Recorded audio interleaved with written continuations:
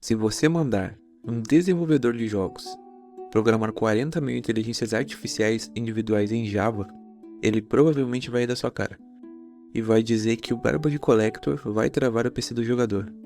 Mas o criador de Song of Six provou que todo mundo estava errado, usando matemática sublinear.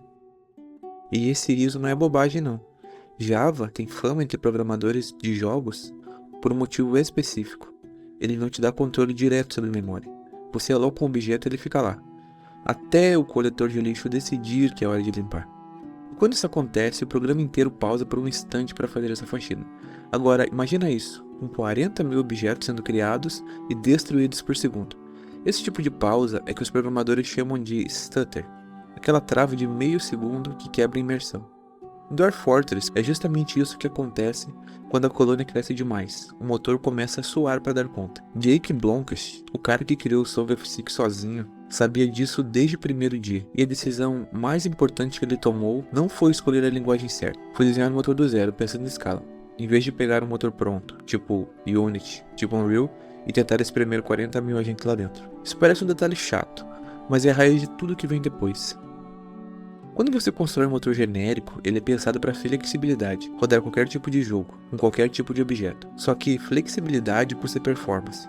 Cada camada de abstração que facilita a vida do programador adiciona um pouquinho de trabalho extra para a máquina. Multiplica esse pouquinho por 40 mil, e você tem um problema real. Então, o primeiro pilar da arquitetura é esse, um motor sob medida, onde cada estrutura de dados existe porque alguém pensou. Quantas vezes isso vai ser acessado por segundo? E quanto isso vai custar? É a diferença entre comprar uma casa pronta e construir a sua, pensando exatamente em quantas pessoas vão morar nela e por onde elas vão andar. Isso é o que se chama de design orientado a dados. Em vez de modelar cada cidadão como um objeto complexo e independente, cheio de métodos e heranças, você organiza a informação em blocos compactos de memória. Blocos que a CPU consegue processar em sequência sem ficar pulando de um lado para outro na RAM. Só que tem um porém. O motor otimizado ele resolve só metade do problema.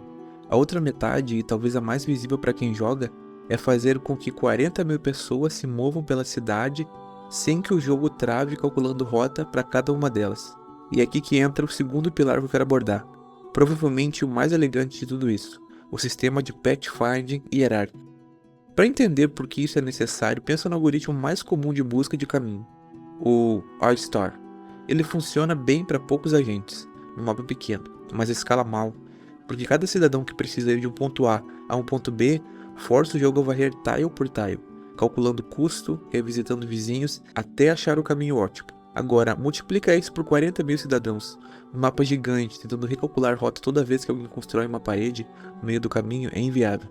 A solução que Jake usou, e que ele mesmo descreveu numa discussão pública no Steam, foi dividir o mapa inteiro em clusters, que são blocos maiores de tiles. Em vez de calcular o caminho tile por tile do início ao fim, o jogo primeiro calcula, uma vez só, o custo mais barato de atravessar de um cluster para o cluster vizinho.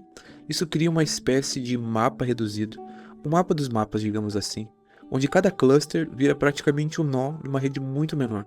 Quando um cidadão precisa se mover, o jogo primeiro resolve o caminho nesse nível macro, entre clusters, e isso é rapidíssimo, porque tem muito menos nós para considerar. Só depois, quando já se sabe por quais clusters a rota vai passar, é que ela desce para o nível de tile. E mesmo assim, só dentro dos clusters que já fazem parte da rota escolhida.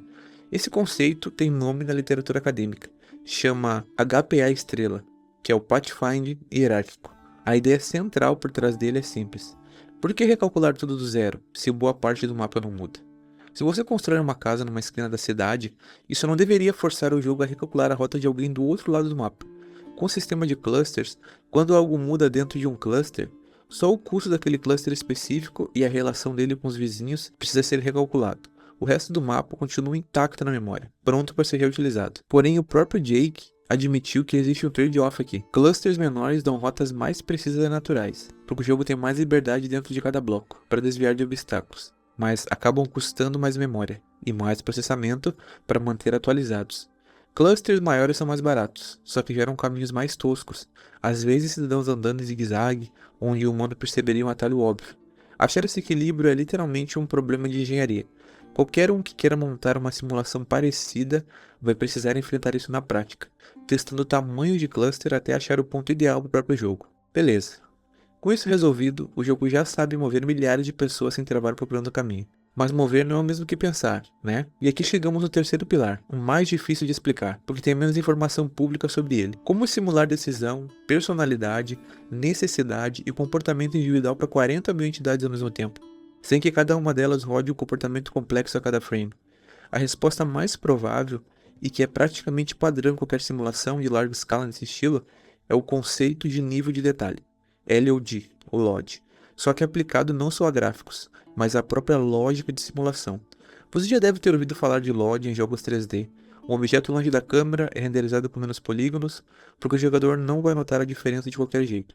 A mesma lógica se aplica ao comportamento. Um cidadão que está fora da tela, ou que não está fazendo nada crítico para o jogador naquele momento, não precisa recalcular sua decisão de trabalho, fome, humor e rotina a cada frame do jogo. Ele pode ser atualizado a cada alguns ticks, ou até ter seu estado resolvido de forma agregada. Enquanto isso, os cidadãos que estão diretamente envolvidos numa ação visível para o jogador, tipo uma briga ou uma cena de trabalho específica, recebem atenção mais granular, mais frequente. Isso explica porque o jogo consegue simular necessidades individuais, linhagem familiar, humor, sem que isso vire um gargalo. A maior parte da população, na maior parte do tempo, está rodando num nível de resolução mais barato, tipo um contador de estado que vai se acumulando. E só quando algo relevante acontece, tipo aquele cidadão fica faminto o suficiente para precisar de uma decisão real, o jogo acorda aquele agente e roda a lógica completa para ele. Esse é exatamente o tipo de sistema que o próprio comentarista do Steam pediu para o Jake explicar em detalhe, e que ele não chegou a detalhar publicamente do mesmo jeito que fez com o Pathfinder. Então aqui eu vou ser bem honesto com vocês. Essa é a parte mais especulativa das três, baseada em como qualquer engenheiro resolveria esse problema, com os recursos que ele tinha. Não uma confirmação direta e documentada do próprio desenvolvedor. Bom, vamos lá. Juntando os três pilares, dá para ver o quadro completo. O motor construído do zero para não desperdiçar ciclo de processador em abstração desnecessária. O sistema de pathfinding que transforma um problema de milhares de cálculos individuais num problema hierárquico, resolvido em camadas, do macro para o micro. E uma camada de simulação que distribui atenção computacional de forma desigual, dando processamento pesado sobre o que realmente precisa naquele instante, enquanto o resto da população existe no estado mais leve, mas ainda coerente. E esse conjunto que faz Song of Six conseguir algo que parecia impossível para a maioria dos desenvolvedores: rodar dezenas de milhares de decisões individuais, sem virar uma apresentação de slides. E mais interessante é que nenhuma dessas três soluções isoladamente é nova ou revolucionária. Pathfinding hierárquico existe na literatura acadêmica há décadas. Lógica de simulação é usado em vários outros jogos de escala. Motor sob medida é prática comum em qualquer estúdio que leva performance a sério. O que Jake fez de diferente foi juntar essas três peças sozinho, numa linguagem que a indústria costuma evitar, justamente por causa de problemas de performance, e provar na prática que o limite nunca foi a linguagem, o limite sempre foi a arquitetura por trás dela. Gostaria de agradecer se você tem me acompanhado até aqui e informar que nós temos agora o clube de membros, na qual haverá vídeos exclusivos para os membros, lives também exclusivas. Depois dá uma conferida nos benefícios que tem lá. Um abraço e até a próxima. Tchau!